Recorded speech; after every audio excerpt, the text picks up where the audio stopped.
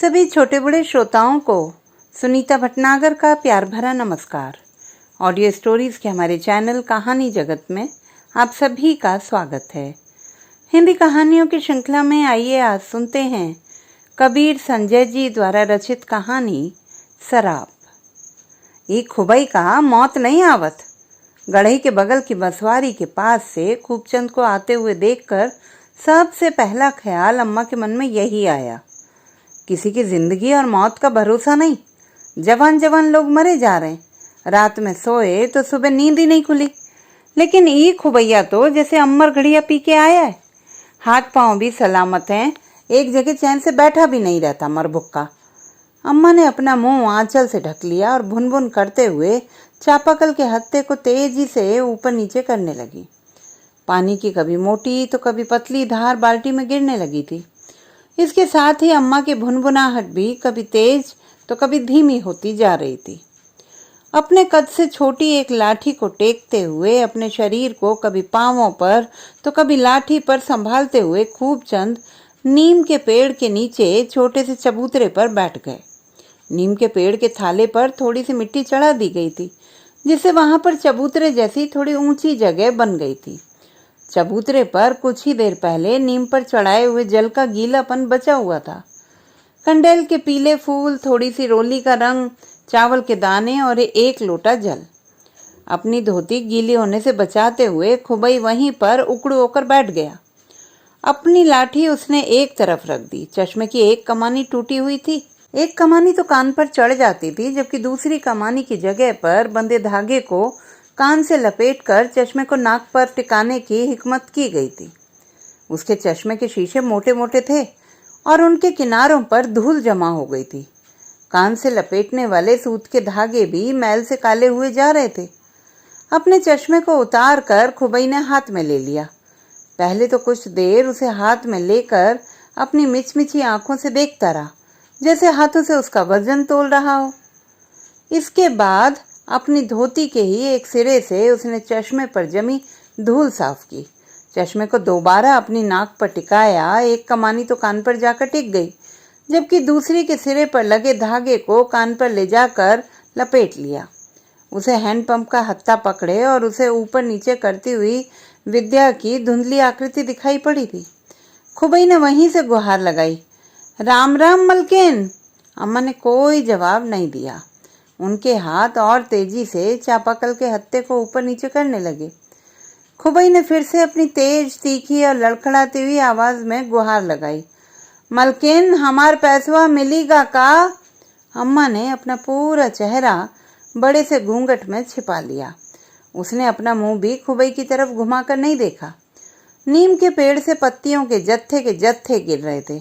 ऊपर अपनी शाख से लगी हुई पत्ती पीली होकर अपना हाथ छोड़ देती। शाख से अलग होते ही हवा उसे अपने साथ लेकर झुलाती हुई नीचे लाने लगती। गोल गोल घूमती हुई पीली पीली पत्तियां स्लो मोशन में जमीन पर उतरती थीं। कई सारी पत्तियां एक साथ गिरती तो लगता जैसे नीम की पीली पत्तियों का कोई सामूहिक नृत्य सा चल रहा हो। सभी एक दूसरे से समान दूरी बनाए हुए एक लय और ताल में नीचे गिरने का करतब दिखा रही हैं।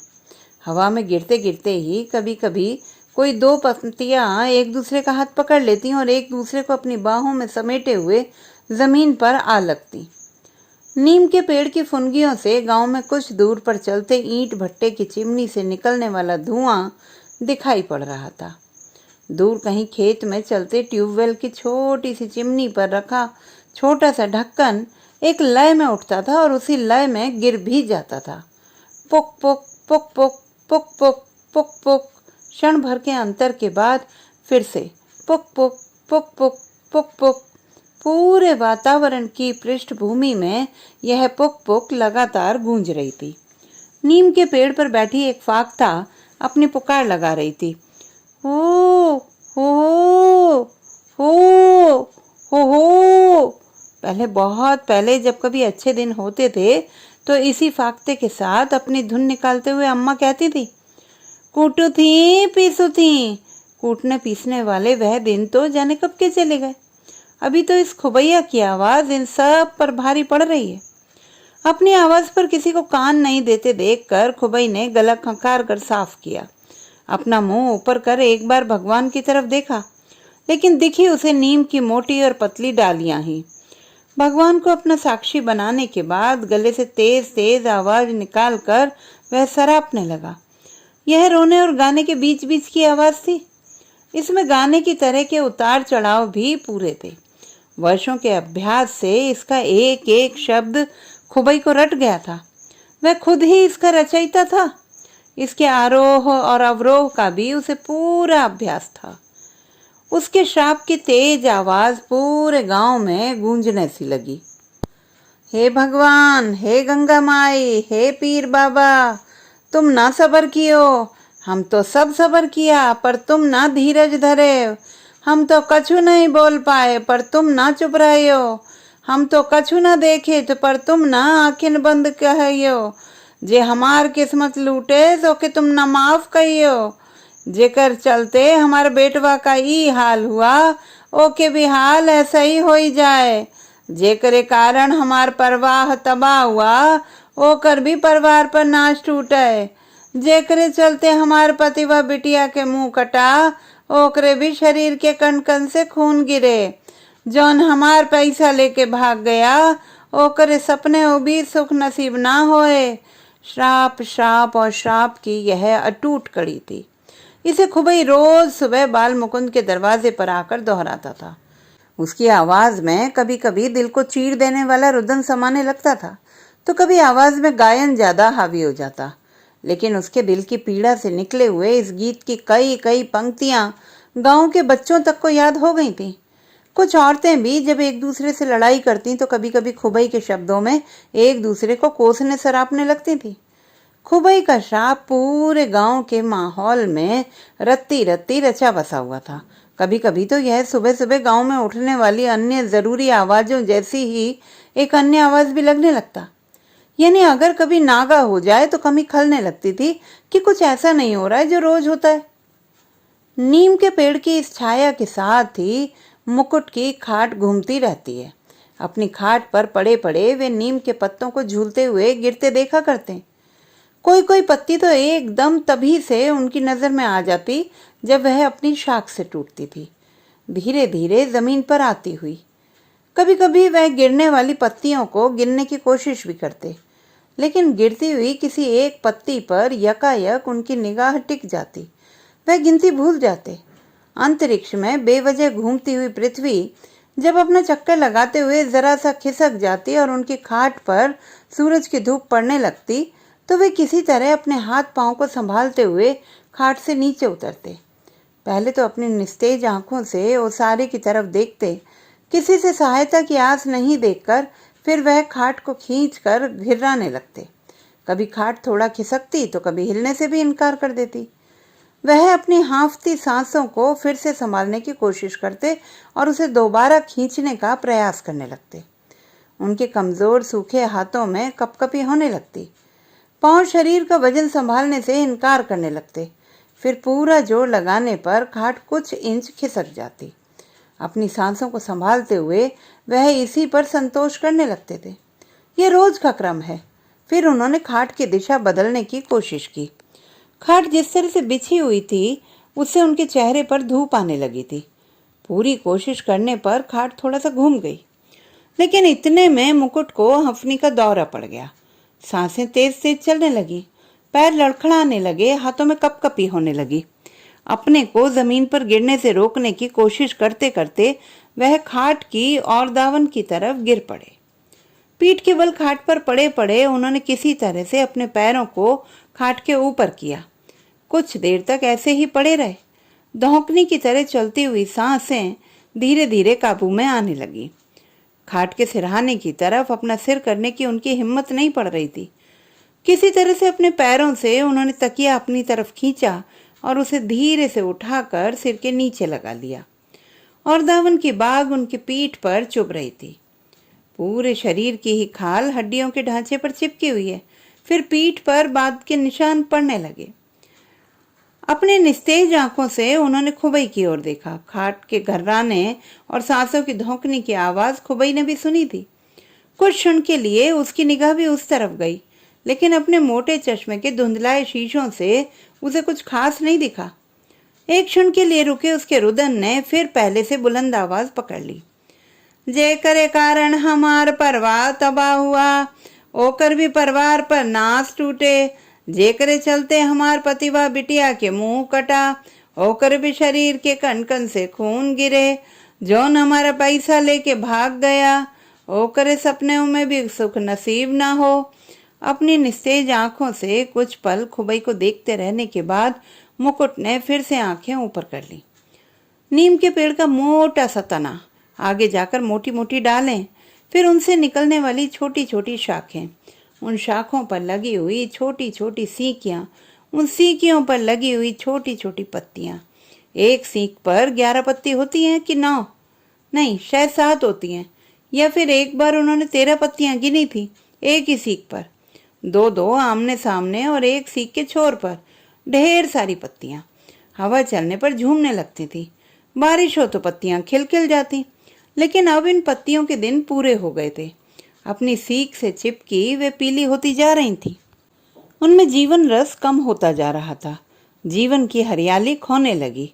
मौत की पीली आभा अपने इर्द गिर्द सब कुछ समेटने लगी। किसी दिन कोई पत्ती अपनी सीक का साथ छोड़ देती। हवा में लहराते और झूलते हुए वह नीचे गिरने लगती। बस अब जीवन इतना भर है जितना सीक से छूटकर जमीन पर पहुंचने में समय लगता है। पूरी मस्ती और मौज के साथ हवा में लहराती, झूलती और गोते लगाती पत्तियों को देखते हुए मुकुट को लगता कि किसी बहुत ऊंचे पहाड़ पर, हाँ बहुत ऊंचे पहाड़ की चोटी पर, काश कि वह भी चढ़ पाते। वहां से जहां सिर पर आसमान छूता हुआ लगता और नीचे जमीन पाताल में कहीं जमी हुई दिखती, वहां पहाड़ों के बीच कहीं एक हरी सी नदी बहती होती। सूरज की रोशनी में उसका पानी चांद की तरह चमकता होता। वहीं से वे भी अपने दोनों हाथों को हवा में उठाकर पत्तियों की तरह पहाड़ से अपने को नीचे गिरा देते। नहीं नहीं, ऊपर से खुद को नीचे की तरफ छोड़ भर देते। हवा में झूलते, लहराते और गोते खाता हुआ उनका भी शरीर नीचे आता। पत्तियों की तरह ही उनका शरीर धूल में लथपथ पड़ा होता। आत्मा बीच रास्ते में ही हवा में गोते लगाती हुई वापस हो जाती।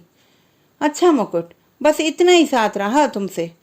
कुछ ऐसे ही सोचते हुए एक पत्ती पर मुकुट की निगाह जम गई। थोड़ी सी देर में वह अपनी शाख से टूटकर नीचे गिरने लगी। हाँ, बिल्कुल ऐसे ही। काश कि मैं भी हवा में झूलता, गोते लगाता हुआ। इन पत्तियों को बटोर कर एक किनारे इनका ढेर लगा दिया जाएगा। शाम के समय इनमें आग लगाई जाएगी। धीरे धीरे सुलगती नीम की पत्तियों का धुआं पूरे गांव में फैल जाएगा। मच्छरों की आंख में नीम के धुएं के कसैले कण चुभने लगेंगे। नीम का धुआं देखते ही वे भाग जाएंगे। गाय भैंस के पास नीम की पत्तियां सुलगा दी जाएंगी। शाम के समय खून पीने वाली मक्खियां यानी डांच भैंस की मोटी काली चमड़ी पर भी काट काट कर घाव बना देती हैं। भैंस अपने मुंह को बार बार झोंकार कर उन्हें उड़ाने की कोशिश करती तो कभी अपनी पूंछों को सोंटे की तरह चलाकर उन्हें भगाती। लेकिन डांच बार बार पीठ पर बैठ जाती और चमड़ी को अपने छोटे चूसकों से खोद डालती। नीम का धुआं डांच को भी गड़ने लगता था। उसके लिए भी वहां पर टिकना मुश्किल हो जाता है। हाँ, इसी तरह, बिल्कुल इसी तरह से सुलगा दी जाती हैं नीम की पत्तियां और उसे भी सुलगा दिया जाए। अगर वह भी गिर सके किसी ऊंचे से पहाड़ से, झूलता, डोलता और गोते खाता। खाट पर लेटे लेटे मुकुट सोचते रहे। जीवन जैसे धीरे धीरे उनके हाथों से फिसल रहा था। वह उसे जितनी भी जोर से पकड़ने की कोशिश करते, जीवन जैसे हाथ छुड़ाकर उनसे उतना ही दूर भागने की कोशिश करने लगता। दिन भर चारपाई पर लेटे लेटे वह अपनी जिंदगी का हिसाब किताब करते, बही खाता दुरुस्त करने की कोशिश करते। खेतों और बागीचों के बीच बसे हुए छोटे छोटे गांव घर मकानों के झुंड की तरह एक साथ खड़े हुए थे। छोटी छोटी पगडंडियां इन्हें आपस में जोड़े हुए थी। जातियों के आधार पर बसे इन मोहल्लों के नाम भी अपनी जातीय पहचान पर ही आधारित थे। थोड़ी थोड़ी दूरी पर बसा हुआ बवनान, ठकुरान, अहिरान, चमरौटी जैसे मोहल्ले। टोलों को जोड़ने वाली इन्हीं पगडंडियों पर भागते हुए बबलू अपने हाथों में पकड़ी हुई फिरकी घुमाते थे। आम की पत्ती को दो तरफ से आधा आधा काट कर उसके बीच नीम की सीक घुसेड़ कर बनाई गई है फिरकी दौड़ने की रफ्तार के साथ ही तेज तेज घूमने लगती थी, रुकने के साथ ही रुक जाती। मुकुट अपने साथ के बच्चों के साथ तेज और तेज भागते, फिरकी तेज और तेज घूमने लगती। कभी तेज हवा चल रही हो तो उसके सामने भी फिरकी तेजी से घूमने लगती है। गांव के पगडंडियों पर भागते भागते ही मुकुट जैसे किसी आम के पेड़ पर चढ़ जाते, फिर वहां से सबसे अच्छी पत्ती की तलाश करके उसे तोड़ लाते। उससे खूब अच्छी सी फिरकी बनाई जाती। हवा ना चल रही हो तो मुकुट अपने मुंह से फिरकी में फूंक मारते, फिरकी तेज तेज घूमने लगती। अपने फेफड़ों में ढेर सारी हवा भरकर वे और तेज फूंक मारते तो फिरकी और तेज घूमने लगती। कभी कभी तो फूंक मार मार कर फिरकी घुमाने की प्रतियोगिता भी चलने लगती थी। हाथ आजमाने वाले तो बहुत थे, लेकिन इसमें जीत हमेशा मुकुट की ही होती थी। लेकिन जीवन के हिसाब किताब में तो अब तक इस फिरकी का मोल बहुत ही कम आंका जा चुका था। इसके लिए शायद ही कोई कीमत चुकाई जाती। ट्रेन तेजी से भागती रही तो मुकुट खिड़की की सीट पर बैठने की जिद करते। रास्ते में लिखे हुए हर बोर्ड को पढ़ने की कोशिश करते, एक एक अक्षर जोड़कर शब्द पूरा करते कि पूरी ट्रेन तेजी से भागते हुए आगे निकल जाती। बाद में उनके हाथ सिर्फ उन अक्षरों के कुछ चित्र ही रह जाते, उसे ही जोड़ जोड़कर वह शब्द पूरा करते। ऐसे ही जोड़ जोड़कर वह रटते, बाबा सिर। तभी ट्रेन और तेजी से भागती और खिड़की से उनकी निगाह हटने लगती। दूर दूर तक खेतों के सिलसिले शुरू हो जाते थे, लेकिन थोड़ी ही देर में रेलवे की पटरियों से थोड़ी दूर पर पटरियों के साथ साथ भागती हुई एक और दीवार आ जाती। पूरी दीवार को काले रंग से पोत कर उसके ऊपर सफेद रंग से लिखा हुआ है, बवासीर, भगंदर, फिस्चुला। इन शब्दों को मिलाकर कोई अर्थ निकालना मुकुट के लिए उस समय संभव नहीं था, लेकिन जैसे जैसे वे बड़े होते गए इन शब्दों को उन्होंने पढ़ना सीख लिया। बवासीर, भगंदर, फिस्चुला का शर्तिया इलाज। कहीं कहीं तो इसकी गंभीरता और ज्यादा बताने के लिए खूनी बवासीर का पक्का इलाज लिखा होता। मर्दाना कमजोरी, धातु रोग, पतलापन, टेढ़ापन, इन सारे विज्ञापनों को उन्होंने उम्र बढ़ने के साथ ही पढ़ना सीख लिया, पर सही मायनों में इनका अर्थ कभी उनके सामने इस तरह खुला नहीं था। 3-4 साल पहले शायद उन्हें पहली बार बवासीर का एहसास हुआ। अपने पीछे मल द्वार पर उन्हें तेज दर्द का एहसास होता। मल के साथ रिस रिस कर खून भी बाहर आने लगा। उन्हें लगता जैसे कि खून की कई छोटी छोटी गांठें वहां पर बन गई हैं। वह गांठें कभी खून बनकर रिसने लगती, कभी उनमें से खून रिसने लगता, कभी बैठने पर गांठें चुभने लगती, कभी हाथ से थोड़ा प्रयास करने पर गांठें अंदर भी चली जाती, लेकिन गांठें फिर बाहर आ जाती और उसमें से खून रिसता रहता। कई बार तो उनकी पैंट पर भी पीछे खून के गहरे गहरे दाग दिखाई पड़ने लगते। ऐसी हालत में वे शर्मिंदगी में अपनी पैंट को ही किसी तरह से ढकने की कोशिश करते रहते। उनके अंदर का खून धीरे धीरे करके रिस रहा था। इसी के साथ जीवन भी जैसे धीरे धीरे समाप्त हो रहा था। जैसे खुले में रखा हुआ पेट्रोल उड़ जाता है, जैसे बर्फ की बड़ी बड़ी सिल्लियां भी धीरे धीरे पिघल जाती हैं, जैसे उसका पानी भी धीरे धीरे सूख जाता है, उड़ जाता है, विलीन हो जाता है हवा में, इसी वातावरण में, इसी धूल और मिट्टी में। सब कुछ घुल मिल जाता है, खत्म हो जाता है, मिट जाता है, उसी में बना रहता है, अपना रूप खो देता है। ऐसे ही धीरे धीरे मुकुट के अंदर का जीवन भी बवासीर के गांठों से धीरे धीरे पिघल रहा था। शरीर उनका गठरी हो गया था, आंखें कोटरों में धंस चुकी थी, बाल उनके लगभग उड़ चुके थे, दोनों हाथ पतली पतली उंगलियों पर मड़ी गई चमड़ी जैसे हो गए थे, इन पर नसों के उभार भी डूबे हुए थे। मुकुट के गले की हर कोई तारीफ करता था, वह गाते बहुत अच्छा थे। गांव में रामलीला होती थी तो हर तरफ उनके जलवे बिखरे रहते। सबसे ज्यादा प्रशंसा पाने वाले उद्घोषक वही तो थे, लेकिन उनका वही गला अब सूख चुका था। उसमें से आवाज भी बहुत धीरे निकलती थी।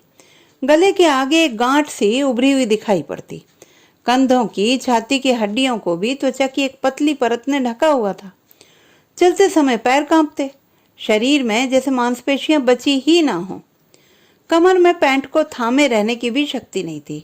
वह अपनी पैंट के हुक को आगे एक बक्कल में फंसा कर रखते थे या फिर दोनों हाथों से अपनी पैंट पकड़े रहते। पैंट इतनी ढीली हो चुकी थी कि किसी भी पल उसके खिसक कर गिरने का खतरा बना रहता था। अपनी डूबती हुई आंखों से वह अपने आसपास घटने वाली हर चीज पर निगाह डालते रहते। कभी इसी में कुछ कुछ बेहोशी जैसी नींद आ जाती, तो कभी पेड़ों की फुनगियों पर निगाह टिकाए टिकाए आंख झपकने लगती। जिंदगी में मुसीबतों ने कुछ इस तरह से पीछा किया कि हर परेशानी को काटने में जिंदगी का एक हिस्सा खप गया। जमीन बिक गई, अम्मा की पेंशन गिरवी रख देनी पड़ी, जेब में बची हुई आखिरी रेजगारी भी इसी बीमारी ने छीन ली थी। अब पूरी जेब खाली थी। अपनी ढीली ढाली सी जेब में मुकुट एक पर्स रखते थे। इसमें कई तरह के विजिटिंग कार्ड थे, रसीदें थीं, कभी कुछ खरीदा था, कभी बैंक में पैसा जमा किया था। सारी रसीदें यहाँ पर सुरक्षित थीं। एटीएम कार्ड से निकले हुए स्टेटमेंट, रास्ते में आते जाते किसी का पकड़ाया हुआ हैंड बिल, सब कुछ तुड़ा मुड़ा सा यहाँ पर पड़ा हुआ था। लेटे लेटे जब कभी चेतना जोर मारती तो मुकुट अपनी जेब से पर्स निकाल लेते। इनमें से एक एक कर सभी विजिटिंग कार्ड को निकालते, उन्हें ध्यान से देखते, एक तरफ रखते जाते। Shani computers, Allahabad electricals, the great photo वाला, बीमा agent, HDFC bank executive manager, यहाँ तक कि एक्वागार्ड आरओ लगाने वाली कंपनी के एजेंट तक का विजिटिंग कार्ड यहाँ पर मौजूद था। मुकुट इन सभी को एक एक कर पढ़ते, सपनों की तरह याद करने की कोशिश करते कि यह कार्ड उनको कब और कहाँ मिला था।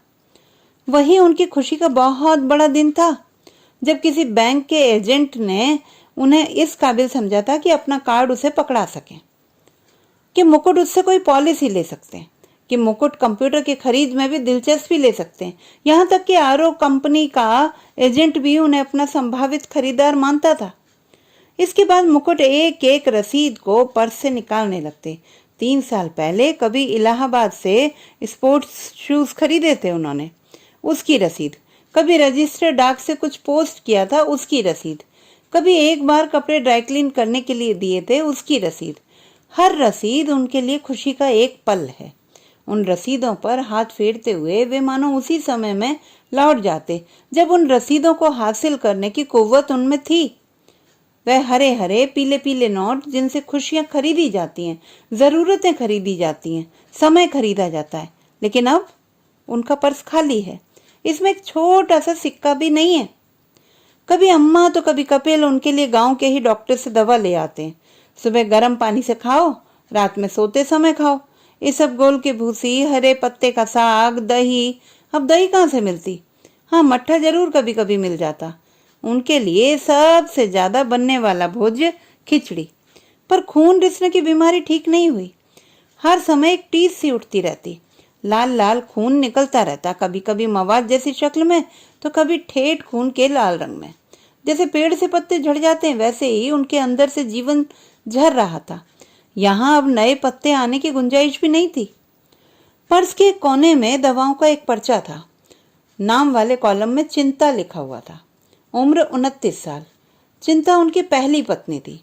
छोटी सी उम्र में चिनिया वाली बीमारी यानी डायबिटीज से उसका शरीर गल गया था।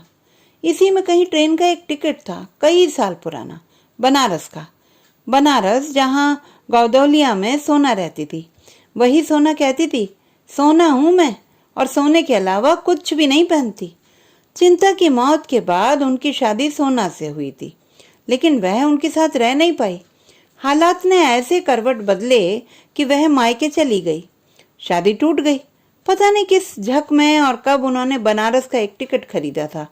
प्लेटफॉर्म पर घंटों बैठे रहे। बनारस के लिए कई गाड़ियां आईं और चली भी गईं, लेकिन मुकुट किसी एक ट्रेन में बैठने का फैसला ही नहीं कर पाए। सोचते रहे दरवाजा खुलेगा तो सोना उन्हें पहचानेगी। वह जाकर कहेंगे भी क्या सोना से? अब तो सुना है कि वह तो अपने जीजा के साथ बैठ गई है। मन के कहीं किसी कोने से आवाज उठती, अपनी बेटी से मिलने की मांग तो वे कर ही सकते हैं, पर जिस बेटी ने कभी उनका मुंह नहीं देखा वह अब उन्हें क्या देखकर अपनापन महसूस करेगी? बाद में पार्वती से उनकी शादी हो गई, पर अब वह भी मुकुट के साथ नहीं थी। पार्वती जब अपने घर गई थी उस समय उसके पेट में मौजूद गर्भ की उम्र 3 महीने के लगभग थी। एक बार जाने के बाद वह वापस नहीं लौटी। कभी अम्मा ने मुकुट का हाल भिजवाया भी तो वहां से पता चला कि गर्भावस्था के चलते पार्वती खुद भी कुछ करने से लाचार होती जा रही है। मायके में तो माँ और भाभी उसकी सेवा करने को हैं, वहां कौन पड़ा? आदमी बीमार और खाने के भी लाले। इस ताने के बाद फिर अम्मा कुछ भी खबर वहां दोबारा न भिजवा सकी। मुकुट ने अपनी उंगलियों पर जोड़ लगाया। पेट का बच्चा अब 8 महीने से ज्यादा का हो चुका होगा। क्या पता कब उसकी पैदाइश हो। एक आध बार मुकुट ने फोन पर बात करने की कोशिश जरूर की, पर उधर से पहले तो फोन उठा ही नहीं। उठा भी तो किसी ने पार्वती से बात कराई नहीं। फोन पार्वती के पिताजी के पास था। अभी यहाँ कहाँ है? तो अभी कहीं गई है। कुछ इसी तरह से बहानों से बात टाल दी गई। मुकुट मन महसूस कर रह जाते, पता नहीं क्या होगा। बच्चे की शक्ल देखने को मिलेगी भी या नहीं? पार्वती लौटेगी? दोबारा इसी आंगन के कोने में साड़ी का आंचल सिर पर रखे उसकी सूरत दिखाई पड़ेगी या नहीं? इस सब की सोच से मुकुट को लेटे लेटे ही गश आ गया। मूर्छा में वे कुछ सच्चे और कुछ झूठे सपनों में गुम हो गए। कहीं तो 13 साल तक गायब रहने के बाद अचानक पिताजी लौट आए हैं, तो कहीं पिताजी अचानक फिर पता नहीं कहाँ चले गए। पिताजी के आने और चले जाने के बीच कभी किस्मत मेहरबान हो जाती है, तो कभी इस कदर रूठ जाती है जैसे कि कभी इसने इनका मुंह ही ना देखा हो। इन सच्चे झूठे किस्सों ने उन्हें फिर से बेचैन कर दिया। मूर्छा टूट गई। अपनी पीली और जीवन से खाली हो चुकी आंखों को उन्होंने पेड़ की फुनगियों पर केंद्रित करने की कोशिश की। फिर चेहरा थोड़ा सा घुमा लिया। खुबई का रुदन सप्तम पर पहुंचने लगा था। जोर जोर से वह नियति से अपनी नाइंसाफियों का बदला लेने की दुहाई दे रहा था। नियति से किसी का बुरा कर देने की इन गुजारिशों को सुनने का हर कोई आदी हो चुका था। यह कोई पहली बार तो हो नहीं रहा था। लगभग 15 साल से खुबई रोज इसी तरह से आकर इस नीम के पेड़ के नीचे बैठता है, इसी तरह से रोता है, ऐसे ही गाता है। कभी उसकी आवाज ऊंची हो जाती है तो कभी नीची रह जाती है। पंडिताने में आकर उसके इस तरह के कोसने पर पहले लोगों की आंखें लाल हो जाया करती थी। कोई उसे मार भी बैठता था, कोई उसे धकियाकर भगा देता था। पर धीरे धीरे उसका रुदन नीम के तने का एक जरूरी हिस्सा बन गया। गांव के लोगों को भी उसे देखने की आदत हो गई। उसकी आवाज का कानों को अभ्यास हो गया था। सुबह के समय खुबई आकर वहीं पर बैठ जाता, जी भर के पंडित बाल मुकुंद को कोसता। यहाँ तक कि उनके शरीर में, उनके पूरे परिवार के शरीरों में, उनके पूरे खानदान के शरीरों में कीड़े पड़ने की बद्दुआएं देता। फिर रोते रोते जब थक जाता तो खुद ही किसी तरह से उठकर वहां से चला जाता, या फिर घर से कोई बुलाने आ जाता। कई बार तो कोसते कोसते उसकी खुद की हालत खराब हो जाती। आवाज फटने लगती, खांसी के दौरे पड़ने लगते। घर के लोग बुलाने आते लेकिन वह जाने से इनकार कर देता। इस बुढ़ापे की हालत में उसे किसी तरह से घर वाले वापस ले जा पाते थे। कई बार तो टांग कर ले जाना पड़ता, लेकिन अगले दिन सुबह फिर वह चला आता और नीम के उसी पेड़ के नीचे बैठ जाता। मुकुट ने अपनी निस्तेज डूबती सी आंखों से खुबई को देखा। खुबई का ध्यान कहीं नहीं था। अपने मोटे से चश्मे से आंखें मिचमिचाते हुए वह अपने कोसने वाले रुदन में लगा हुआ था। मुकुट को खुबई की उस पहली स्मृति की याद हो आई जो अभी भी उसके दिमाग में कहीं बची रह गई है। ये कोई 25-30 साल पहले की बात रही होगी। ये नीम का पेड़ तब इतना घना नहीं था, लेकिन पेड़ ने अपनी बुलंदी पानी शुरू कर दी थी। मुकुट गांव में शायद पहले बच्चे थे जिनका जन्मदिन मनाया जाता था। उस दिन मुकुट का 10वां जन्मदिन था। घर में गुलगुले बन रहे थे। उसके बाद कड़ाहा चढ़ने वाला था। कद्दू और पूड़ी की सब्जी बननी थी। पूरा परिवार एक साथ खाने वाला था। बाल मुकुंद के दालान में कुछ कुछ खुशियों भरा माहौल था। बाल मुकुंद रेलवे में कंपाउंडर की नौकरी पर थे। अक्सर तो वे गांव से बाहर रहते, लेकिन जब गांव आते तो उनका रुतबा देखने लायक रहता था। लंबा चौड़ा गोरा शरीर, बालों को जरा सा घुमाव देकर वे कंघी करते थे। ऊपरी होंठों के ऊपर बनी हुई मूंछों की एक बारीक रेखा, एकदम राज कपूर वाली स्टाइल की। गांव में भी बिना इस्त्री कराए और बिना कलफ लगे कपड़े वे नहीं पहनते थे। बाल मुकुंद जब गांव आते तो खुबई उनसे मिलने जरूर आते। उस दिन बाल मुकुंद की खाट से 10 कदम की दूरी पर इसी नीम के पेड़ के नीचे खुबई बैठ गए। कैसे हो खुबई? बाल मुकुंद अपनी गूंजती हुई सी आवाज में पूछते। ठीक हूँ मालिक, खुबई हाथ जोड़कर जवाब देते। काम कैसा चल रहा है? बस गुजारा हो ही रहा है मालिक। अभिवादन और औपचारिकता के बाद खुबई ने महेश से अपने मन की एक अरदास की। मालिक, रामजोर की उम्र हो ही रही है, कक्षा 5 तक पढ़े हैं। कहीं अगर कुछ लग जाता तो हम लोगों का भी जन्म सुधर जाता। साहब, अगर कहीं भी थोड़ी सी मेहरबानी हो जाती। खुबई अपने बड़े लड़के की नौकरी रेलवे में लगाना चाहते थे। बाल मुकुंद से वे पहले भी इशारों इशारों में कई बार इसकी गुजारिश कर चुके थे। उस दिन उन्होंने इसके लिए साफ साफ कहा, नौकरी मिलना कितना कठिन है और ऊपर के अधिकारी कितने निष्ठुर। इसका पूरा किस्सा सुनाने के बाद बाल मुकुंद ने उन्हें नौकरी के लिए पैसा लगने की बात कही थी। खुबई को 15,000 रुपए इकट्ठा करने की बात बाल मुकुंद ने कही। जिस रोज की स्मृति मुकुट के मन में आज भी जिंदा है, उसी रोज खुबई ने बाल मुकुंद को पैसे दिए थे। सुबह से आकर नीम के पेड़ के नीचे जम गया। खुबई काफी देर तक पेड़ पर बैठने वाले कौवे हड़ाता रहा था। कभी वह किसी एक डाल पर बैठे कौवे की तरफ जाकर तेजी से चिल्लाता, हड़ा हड़ा, तो कभी दूसरी डाल पर। खुबई के शरीर में जैसे कोई बिजली सी भर गई हो। खजूर के पत्तों से झाड़ू उठाकर उसने पूरा आंगन साफ कर दिया। पेड़ों के थाले बनाने लगा। काला रंग, मझोला कद और हल्के से घुंघराले बाल। खुबई की नाक थोड़ा मोटी सी लगती थी, जैसे किसी ने एक बड़ा सा बेडौल पकोड़ा रख दिया हो। उसी अनुसार उसके नथुने भी सामान्य से थोड़ा बड़े लगते। जब वह काम करता तो उसमें ढेर सारी हवा बाहर निकलते हुए दिखती। मजबूत हाथ पैर वाला वह एक अच्छा कमेरा माना जाता था। मुकुट भी कुछ देर तक उसे देखते रहे थे। बाद में वह बाल मुकुंद को पैसे देकर चला गया था, लेकिन रामजोर की नौकरी नहीं लगी।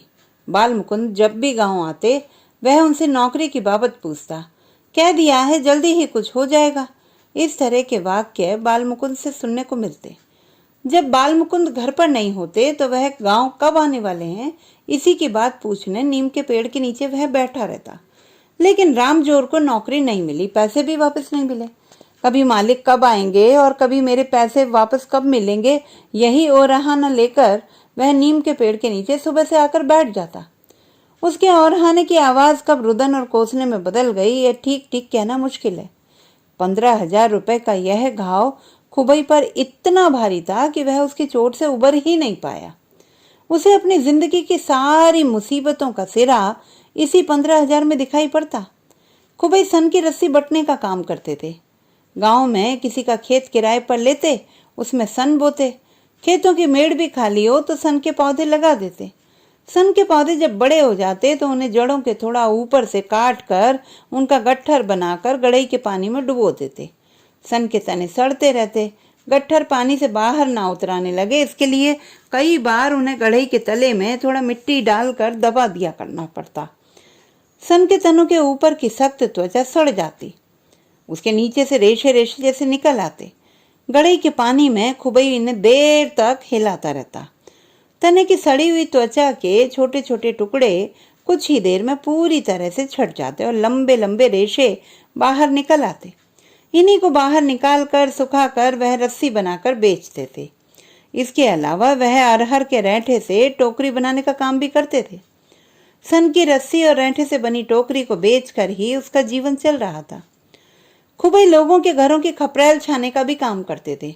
आंधी पानी में छत की खपरेल इधर उधर हो जाती। बंदर अगर गांव में आ गए तो खपरेल टूट जाती। बंदरों के बच्चे खपरेल उसुक देते। बरसात के समय इनमें से पानी चूने लगता। गर्मियों के मौसम में यहाँ से सूरज झांकने लगता और सर्दियों में बर्फीली हवाएं यहीं से घुसती थी। खास तौर पर बरसात के पहले लोग अपने खपरेलों को चाक चौबंद बना लेते। खुबई इस काम में भी खासे याद किए जाते थे। सारे खपरेलों को एक एक कर बाहर निकाल कर वे उसे करीने से रख देते। खपच्चियां अगर कहीं से टूट रही हों या उन पर लगा हुआ बात सड़ रहा हो तो उसे ठीक करते। फिर सारे खपरेलों को संवार कर खपच्चियों के ढांचे पर इस तरह बिछा देते कि बरसात का सारा पानी उन्हीं नालियों से बहकर नीचे आ जाए और उसकी एक बूंद भी घर के अंदर ना टपके। गांव घर के लोगों के भी छोटे मोटे काम वह कर दिया करते थे। इसके बदले तीज त्योहार पर उन्हें कुछ ना कुछ मिल जाता। खुबई के 3 लड़के थे। सबसे बड़े लड़के रामजोर को नौकरी दिलाने के लिए उन्होंने कुछ तो गहने जेवर बेचे और कुछ पैसे बगल के गांव के लाला राम निवास से ले लिए थे। नौकरी मिलते ही पैसे वापस देने का वायदा किया था। इस पे ब्याज भी चढ़ रहा था, लेकिन रामजोर को नौकरी नहीं मिली। खाने कमाने वाली आमदनी में लाला राम निवास का कर्जा कैसे चुकाते? राम निवास के मित्र अवध नारायण इलाहाबाद शहर में दारोगा थे। घर में काम करने के लिए उन्हें कोई लड़का चाहिए था। कर्ज और ब्याज नहीं चुकाने के एवज में खुबई के दूसरे बेटे भूसी को दारोगा के यहाँ खाने और कपड़े के वेतन पर नौकरी करनी पड़ी। यह एक तरह से बंधुआ मजदूरी थी। लगभग 2 साल तक भूसी उनके यहाँ काम करके अपने बाप का कर्ज चुकाता रहा। काम में कोई गलती हो जाने पर दारोगा जी का रौद्र रूप घर में दिखाई देने लगता। कभी अपनी बेल्ट से पीटते तो कभी तलवों को बेंच से गर्म कर देते। रोता कलपता और अपनी चोट सहलाता भूसी जब 14 साल का हुआ तो दारोगा जी के घर से भाग निकला, लेकिन वह लौट कर अपने गांव भी नहीं आया। भूसी कहाँ गया तब से ही उसका कोई पता नहीं। भूसी के भागने से खुंदक खाए दारोगा जी लाला राम निवास के घर का चक्कर काटते। खुबई को जोर जोर से गालियां बकते। कहाँ छुपा रखा है साले, पाताल से भी ढूंढ निकालूंगा। लाला राम निवास ने अपना पैसा तुरंत वापस करने की मांग शुरू कर दी। मजबूरी में भूसी के भागने के बाद उसकी जगह पर खुबई के तीसरे बेटे भुल्ली को दारोगा जी की नौकरी करनी पड़ी। बड़े भाई पर आया गुस्सा भुल्ली पर उतारा गया। 11 साल के भुल्ली के हाथों पर बेंत की चोट से फफोले पड़ जाते, पीठ पर काले निशान उभर आते। जब भी खुबई उससे मिलने जाते, खुबई को देखते ही भुल्ली जोर जोर से रोने लगता था। वापस लौटने लगते तो जोर से हाथ पकड़ लेता, छोड़ता ही नहीं। बाबा हमऊ घर चल बे, बाबा हमऊ घर चल बे, हाथ पकड़कर बस यही रटने लगता। खुबई मन महसूस कर रह जाते, आंखें गीली हो जाती। एक बार दरोगा जिसे मरी हुई आवाज में कहने लगे, बाबू साहब आप कहें तो 2 दिन के लिए लेवा ले जाएं, फिर पहुंचा देंगे। दरोगा जी की गुस्सैल आवाज सुनाई पड़ी, देखो ये सब नाटक ना करो, हिया काम कौन करेगा?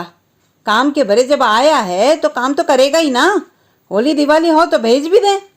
दरोगा जी की गुर्राती हुई आवाज से खुबई के हौसले पस्त हो जाते। अपना मुंह लटकाकर वह चुपचाप वापस आ जाते। बुल्ली फिर भी हाथ न छोड़ता, बाबा हमऊ घर चलवे। खुबई उसे बताते कि बस अभी रुको, शहर में एक काम करके आ रहे हैं, फिर लौट के ले जाएंगे। शाम हो गई, अंधेरा घिरने लगा, लेकिन बाबा लौटकर नहीं आए।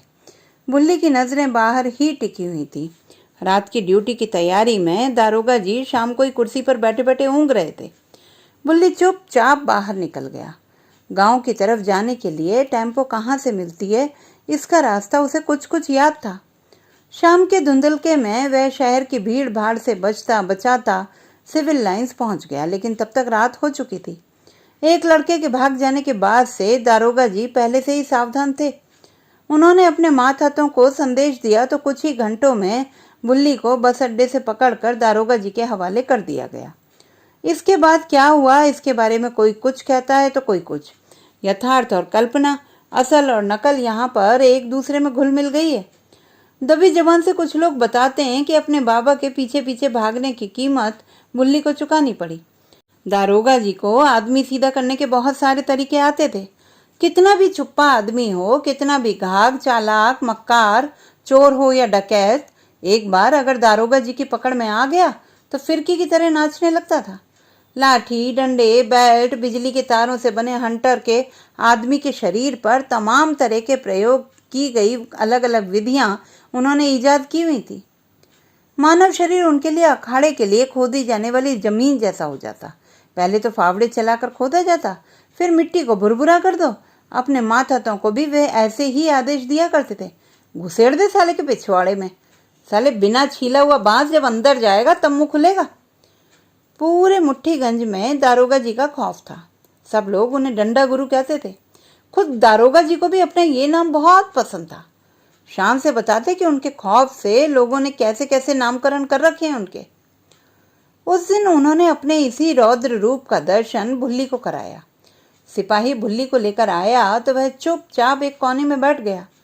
दारोगा जी के बुलाने पर भी जब वह नहीं आया तो दारोगा जी ने बिजली के मोटे तारों का हंटर उठा लिया।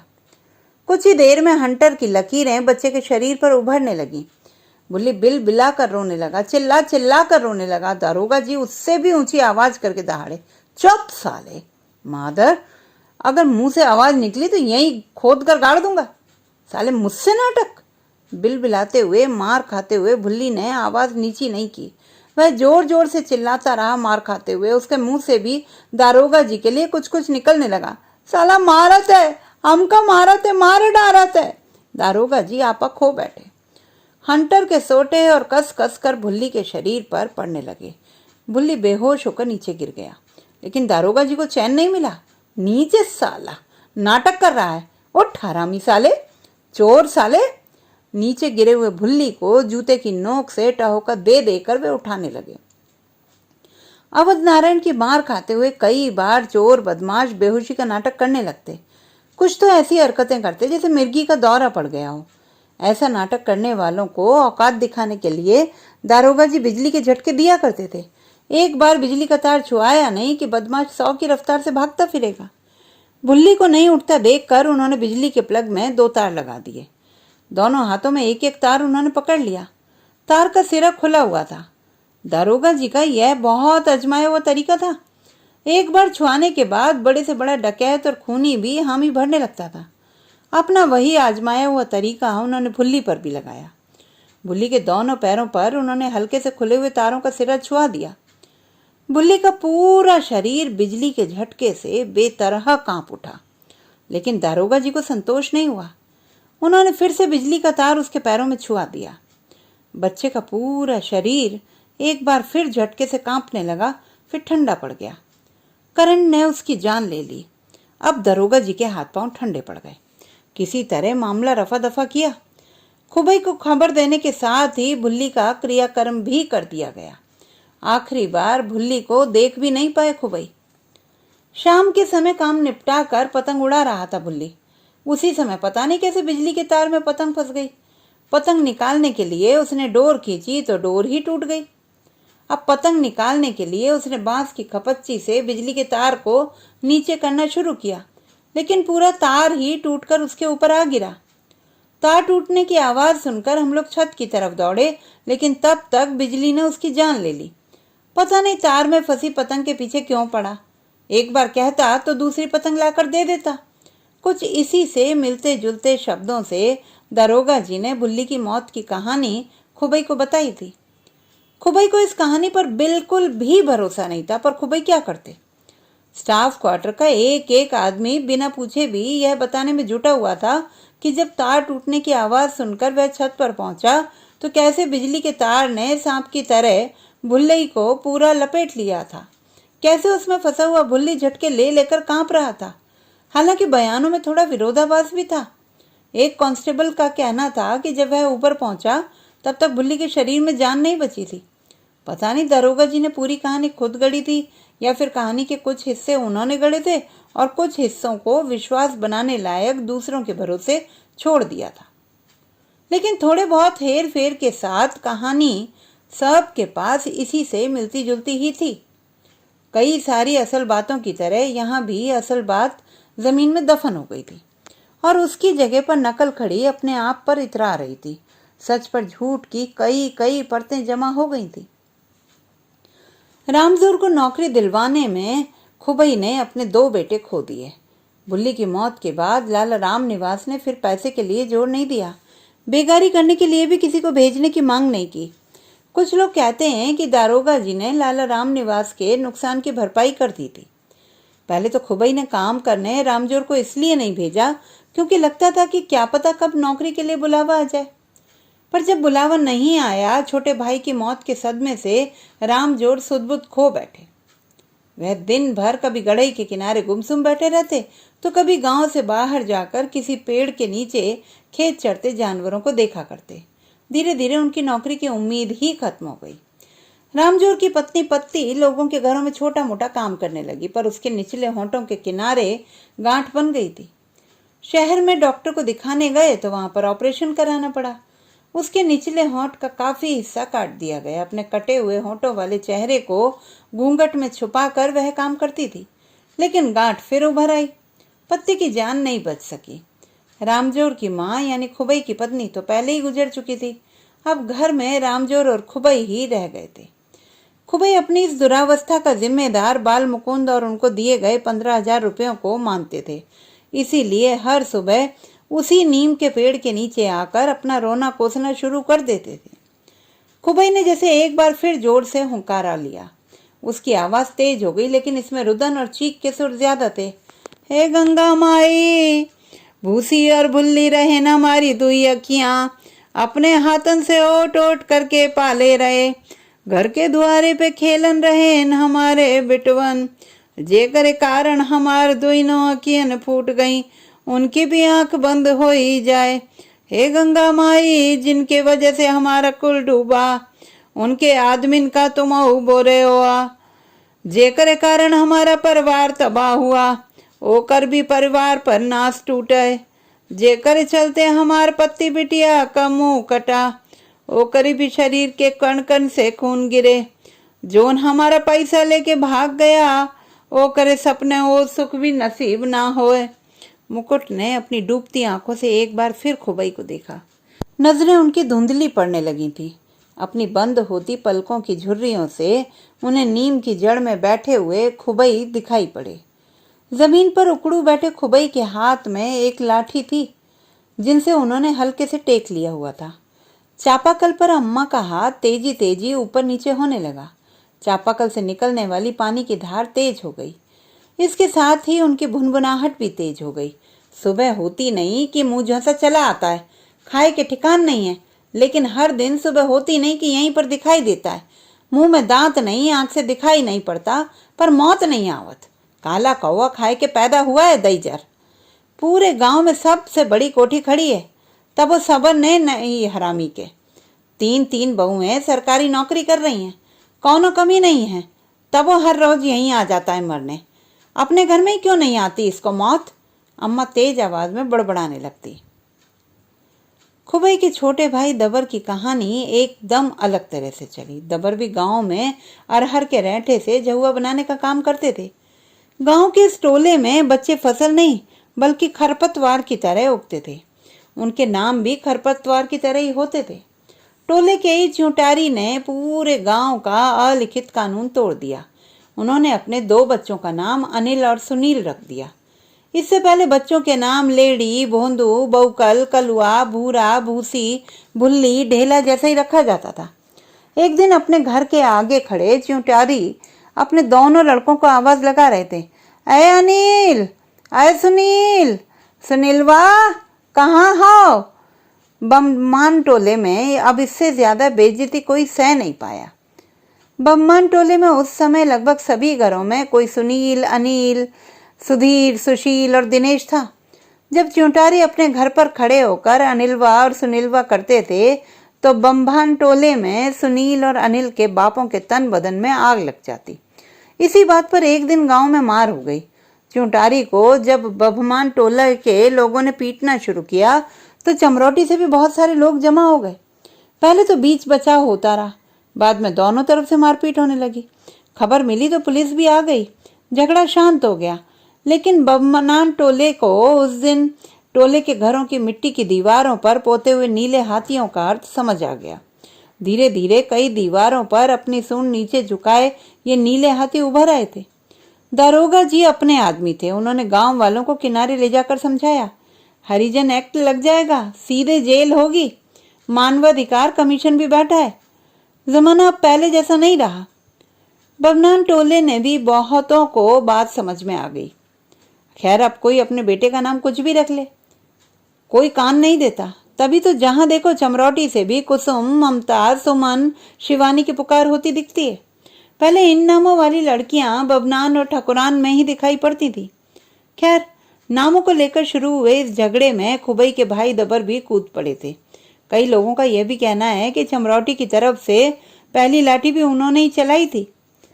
गांव में इस तरह की अफवाहें चलने लगी कि बबनान और ठकुरान के लोग ताक में हैं, किसी दिन खेत की मेड़ पर खून गिरा मिलेगा।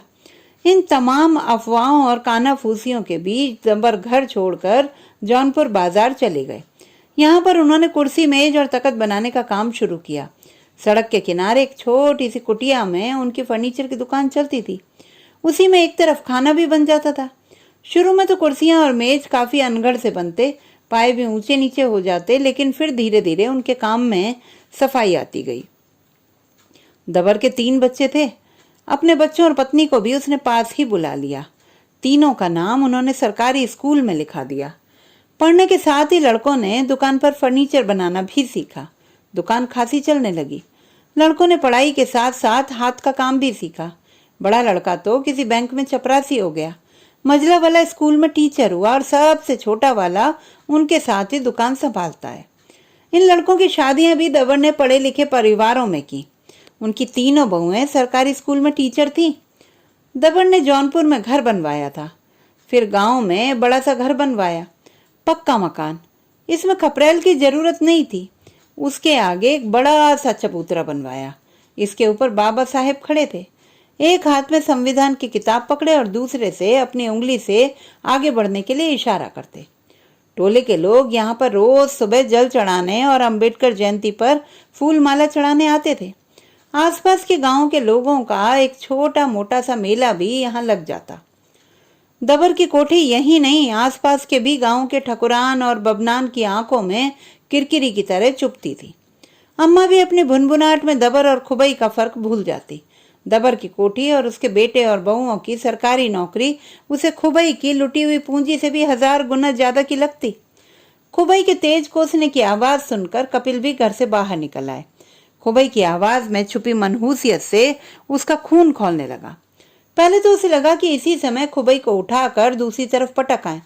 पहले वह एक बार खुबई को घर के बाहर से धकियाते हुए गड़ई तक छोड़ भी आए थे, पर खुबई की आदत में सुधार नहीं हुआ। वह अगले रोज फिर आ गया।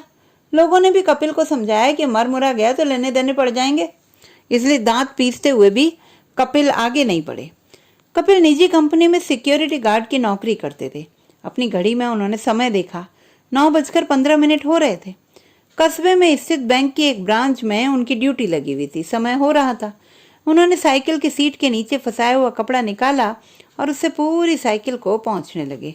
साइकिल के हैंडल पर एक झोला लटका हुआ था, उसमें उनका टिफिन था। एक और झोला कैरियर पर उन्होंने लगाया हुआ था, इसमें उनकी वर्दी थी, इसे बैंक में जाकर उन्हें पहनना था। साइकिल को जल्दी जल्दी पहुंचते हुए कपिल के कान में खुबई की आवाज पड़ रही थी। इधर अपनी भुनभुनाहट के सुरों को और तेज करती हुई अम्मा ने पूरे बरामदे में झाड़ू लगाने की तैयारी शुरू की। कोई और दिन होता तो वह पहले बरामदे में पानी छिड़कती ताकि झाड़ू लगाते समय धूल कम से कम उड़े, लेकिन अपने गुस्से में उसने खजूर के पत्तों से बनी हुई बड़ी सी झाड़ू उठाई और पूरा बरामदा बुहारना शुरू कर दिया। द्वारे पर अपनी कोख में मुंह दबाए कुतिया की तरह बैठी हुई धूल चिहुक कर उठ पड़ी। चारों तरफ धूल का एक मोटा कोहरा सा बनने लगा। अम्मा ने अपने आंचल को आगे नीचे करते हुए अपने मुंह और नाक पर बांध लिया। धोती के किनारे से आंख पर एक छोटी सी झिर्री बनी हुई थी। उसी से अपना लक्ष्य निर्धारित करते हुए उन्होंने धूल को एक किनारे लगाना शुरू किया। खुबई के ऊपर अचानक ही जैसे धूल भरी आंधी आने लगी। अपने सुर को ऊंचा उठा उठाकर रुदन कर रहे खुबई के मुंह और नाक में ढेर सारी धूल भर गई।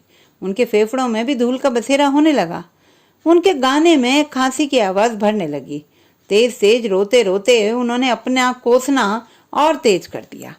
गंगा मैया, इनके घरवा पर पड़ जाए धूल हो, इनके खेतवा में बैठ जाए धूल हो। घमंडवा तो नहीं रहा रावण के भी, इनकर भी घमंडवा को चूर करो हो। लेकिन बूढ़े की कांपती गर्दन और ऊंचे सुर में उठी चीखती हुई आवाज भी इस धूल का मुकाबला नहीं कर सकी। उन्हें खांसी का तेज दौरा पड़ने लगा। कुछ देर तक उनके और अम्मा के बीच ये प्रतियोगिता सी चलती रही। वह अपनी आवाज को और तेज करके कोसने का सुर निकालते, लेकिन अम्मा अपने हाथों को तेजी तेजी से उड़ाते हुए धूल के बवंडर पर बवंडर बनाती। इस धूल से खुबई की आंखें भी बंद होने लगी। अपनी लाठी का सहारा लेते वह उठ खड़े हुए। हमार अखियां बंद हो ही जाई, लेकिन तुम अपन अखियां बंद ना करी हो राम। कुछ इसी तरह का श्राप, रुदन, कोसना और चीख का मिला जुला आलाप करते हुए खुबई वहां से उठकर चलने लगे। गड़ई के पास से उनके लाठी टेक टेक कर गुजरने की आवाज आती रही। अपनी खाट पर लेटे हुए मुकुट ने धूल से बचने के लिए अपने मुंह को कमीज के ऊपर के 2 बटन खोलकर उसमें छुपा लिया था। इसी में से वह कुछ कुछ आभास लेने की कोशिश कर रहे थे। खुबई की आवाज उन्हें दूर जाते हुए सुनाई पड़ रही थी। धूल का बवंडर कुछ कुछ बैठता हुआ दिख रहा था। अम्मा के हाथों के तेज तेज चलने की आवाज भी बंद हो गई थी। अपनी कमीज में से उन्होंने मुंह निकाला। अम्मा एक किनारे खड़ी खड़ी हाँफ रही थी। उसके एक हाथ में झाड़ू अभी भी थी, लेकिन झाड़ू का सिरा जमीन पर टिका हुआ था। जैसे काम खत्म करने के बाद उसे रखने की तैयारी कर रही हूँ। अम्मा की धोती भी धूल से और ज्यादा पीली हो चुकी थी या फिर मटमैली। तो दोस्तों, ये थी हमारी आज की कहानी। आपको कैसी लगी कमेंट बॉक्स में लिखना ना भूलें। चैनल को सब्सक्राइब करें, लाइक करें और मित्रों के साथ शेयर करें।